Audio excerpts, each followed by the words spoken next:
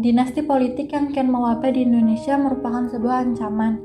Dikatakan demikian karena dianggap dapat menutup peluang lahirnya pemimpin berkualitas, juga dapat melahirkan tirani dalam bentuk baru, yaitu memberikan posisi kepada anggota keluarga dalam struktur kekuasaan.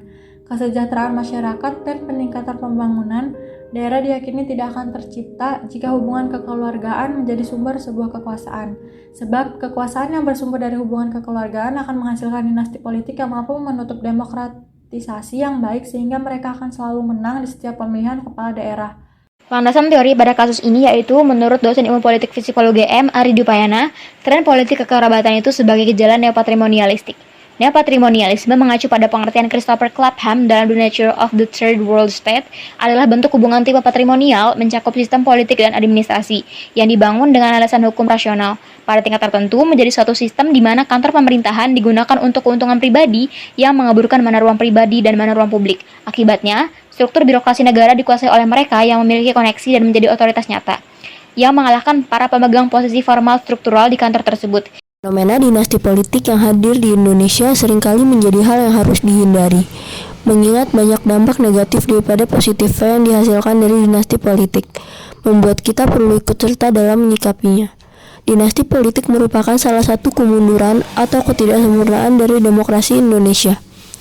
Hal ini dapat dilihat dari sering terjadinya praktek dinasti politik di daerah-daerah yang ada di Indonesia. Di tingkat daerah, dinasti politik relatif mudah dijumpai, misalnya dinasti politik Ratu Atut Kosyah di Banten. Dinasti politik di Provinsi Riau sudah lama terjadi dimulai sejak kepemimpinan dari Gubernur Rusli Zainal yang membangun dinasti politik untuk keluarga dan kroninya. Gubernur Riau setelahnya yaitu Gubernur Anas mulai membangun dinasti politik dengan menempatkan anak dan menantunya di posisi strategis.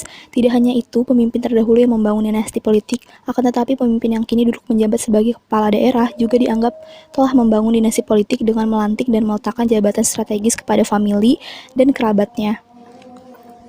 Berdasarkan dari hasil penelitian di atas, maka kesimpulan yang dapat diperoleh adalah bahwa praktik dinasti politik di Provinsi Riau terjadi di tingkat provinsi hingga kabupaten atau kota.